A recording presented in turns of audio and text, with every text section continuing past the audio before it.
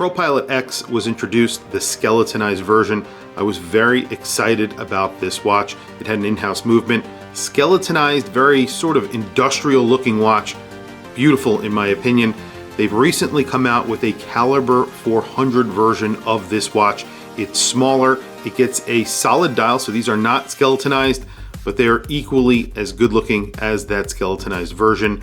Let's flip the camera and take a look at the blue version hands-on today. This is a very cool watch. Let's take a look.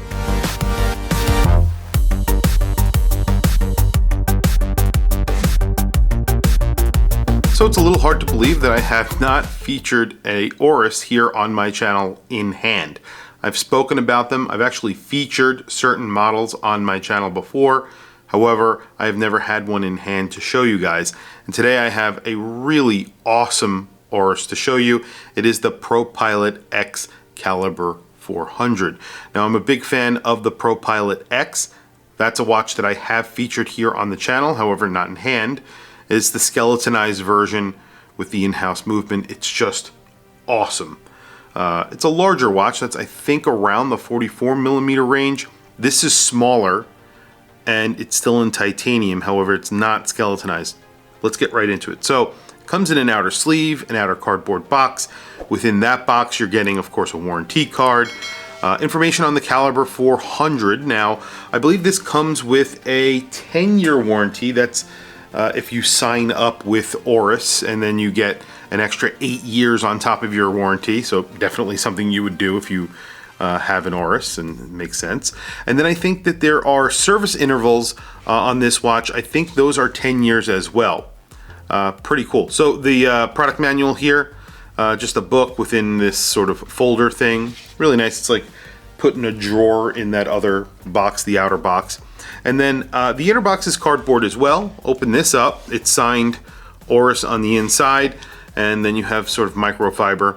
And of course, here is the watch. So here we are a little bit closer, and you can see immediately that blue isn't really a blue. It's almost a slate blue or a gray blue, something that's almost half blue, half gray. I would not call this a full-blown blue dial.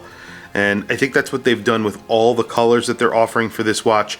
Because of the case color, you have titanium, and it looks sort of grayish, not really like stainless steel. It goes much better with the dial on this watch, and you can see from every angle you're getting that slate sort of effect from it.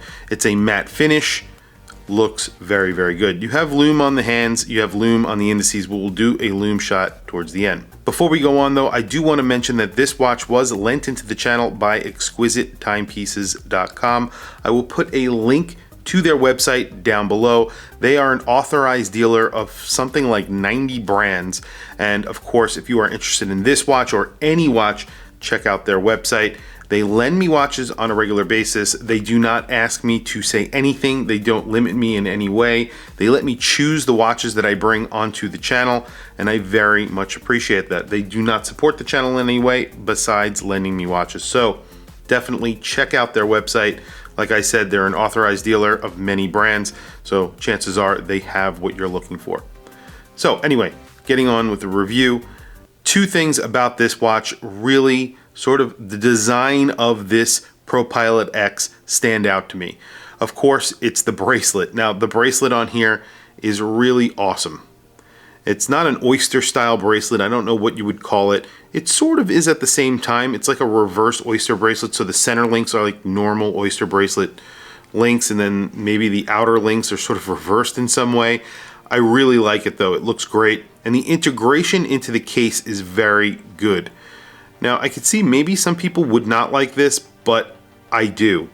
So you have sort of a traditional watch case, but the bracelet almost looks like it's an integrated bracelet watch, but it isn't, because these are traditional lugs and this is just a traditional end link. But the way that they've shaped it, it almost looks like it sort of matches the case really well. And you know, the edge of the lugs match up with the edge of this end link. So I like what they've done with it. And then they've done something very different with the buckle. Now they make it look like I think this is meant to look like a seatbelt release from, you know, the cockpit of an airplane. You have a little enclosure here. It's really nice and crisp. You crack this open just like this, and then of course it just opens up. This is spring loaded. Pretty cool. It's just a really nice, different way of doing it. This is very bespoke. I haven't seen this on any other brand, and I really like that.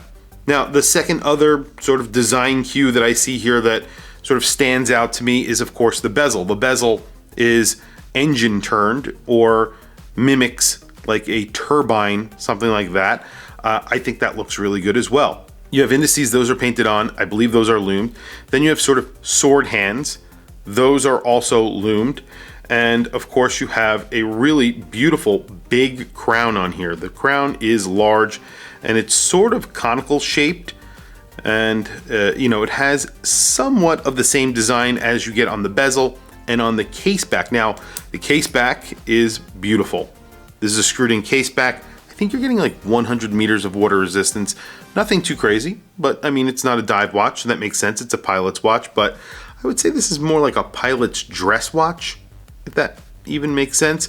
But you can see the Calibre 400 from the back. It's anti-magnetic. You get 5 days of power reserve, which is pretty awesome. Of course, you're getting a screwed in case back. I believe you get 100 meters of water resistance, somewhere in that range. But of course, you could see the movement from the back. That's the Calibre 400. It's anti-magnetic. It gets 5 days of power reserve. So that means you could take this off on a Friday, pick it up on a Monday. There will be no issue, and you'll still have reserve left. Plenty of reserve. It's kind of industrial. It's sort of like what Tudor does, a very industrial looking movement. It's finished nicely, but it's just not very fancy. It's not raw in any way, but it's finished very nicely. You have very nice satin finishing and brushed finishing, and you know, I think media blasted a little bit here and there. Looks great though. I really do like it. I think it looks great. And you have a big open case back, so it's a big movement, a lot to look at. Very nice. I think they did a great job. Screwed in crown, by the way, I don't know if I mentioned that. You do get a screwed in case back. You have a date at the 6 o'clock. I always say this, the date is not for me. I'm not a big fan of a date. I see that it's practical. It does take the place of the 6 o'clock index, and it sort of cuts it off. There is symmetry because it's at the 6 o'clock, so I don't mind it as much. But all in all, I would always prefer no date. That's just me. So this is in that 39 millimeter range. So I believe it's in the 39 millimeter range. Yep, 38.8 millimeters. So just in that range. The effective lug to lug is going to be a little bit bigger than the actual lug to lug at the lugs, because you do have sort of an integrated bracelet look on this watch. I wouldn't call it an integrated bracelet watch really. So it's 47.9, almost 48 millimeters at the lugs, but then at the actual end links, it's a 50 millimeter lug width. So not really male end links or female end links on here, just the end link itself is sort of chunky and sort of sits out. So I guess you would call it a male end link. Thin watch, 11.9 millimeters, so pretty thin, and that is including the domed sapphire crystal. So you do get a domed sapphire crystal on here. And the crown is big, 7.1 millimeters, really deeply and nicely etched with the ORIS logo. Just says ORIS on there. I'm going to throw it on my wrist really quickly. I have a 7.5 inch wrist. Today I am wearing, obviously, a crazy watch. This is the Mad 1, the Mad 1 Red from MB&F, Mad Galleries. Got this about a month ago, and I love it. It's a very lightweight watch also, but that's because it's made out of aluminum, not titanium. Here is the ORIS on my 7.5 inch wrist. Now I don't have this sized. Obviously it is not a watch that belongs to me, and it is lent into the channel, so I have not actually had a chance to wear this. I was going to size it to my wrist and just try it out, but since it's titanium, I'd rather not even take the chance just in case it does scratch. But I could tell that this is going to be a very comfortable watch, just because the bracelet is so nice, and just, I don't know, you know, it's fluid. It feels very nice, very silky smooth. And then, of course, the case, you know, and those lugs. Those lugs do face straight down, so it wears very nice to the wrist. That 50 millimeter lug width is really not a problem at all. And you can see it wears pretty thin as well. It is 11.9 millimeters, but I think it wears like that. I don't think it wears thinner than that, but it isn't a thick watch at all. So the price that they're asking for this watch is $4,300, which seems like, you know, kind of a high price for this, but you are getting a lot for your money, and it is a beautiful watch. I have to say, it is a very good looking watch, and I think this could be a very good everyday watch. They make it in different colors. They make a pink dial and a gray dial. I think I mentioned that before. I think that the gray dial is probably my favorite, but this blue dial is close behind. If not, maybe I like this one better. I don't know. I couldn't even tell you. But they're all sort of gray. They all sort of look grayish. $4,300 is a lot of money, as I mentioned, but again, beautiful bracelet, interesting buckle, beautiful movement with 5 days of power reserve in-house to ORIS. They are an independent watchmaker. They're not owned by a big conglomerate or anything like that. So very quickly, let's do a lume shot, quick lume shot, and then wrap up the video. I have no idea how the lume is on here, so let's check it out. Okay, well, lume isn't overwhelming, but it's there. I was hoping that the entire index would be lumed, not just a little dot. They just lumed little dots at all the indices, and then at the primary indice, or at the 12 o'clock, they put 2 little hashes. That's it. The hands are very liberally applied with lume. Everything else is fading pretty quickly, and I charged this for a while, tried to get it to light up, and it's just not holding on. So you can see it's already fading on the indices, so not very well applied. I'm still sort of lusting after the skeletonized version of this. It is on the larger side. That is a bigger watch. This is 38 millimeters. I think that's 44 millimeters. You know, with that integration and the lug to lug, it's going to wear big.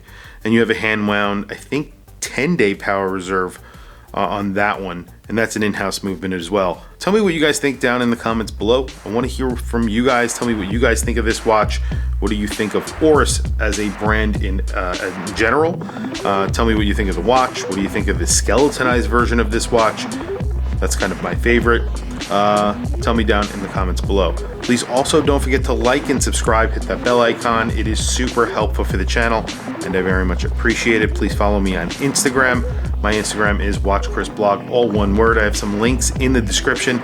Those links are to Amazon. If you click those links and buy anything, it helps support the channel. It doesn't cost you anything extra. However, I very much appreciate it. Anyway, thank you for logging on. I'll catch you guys in the next video.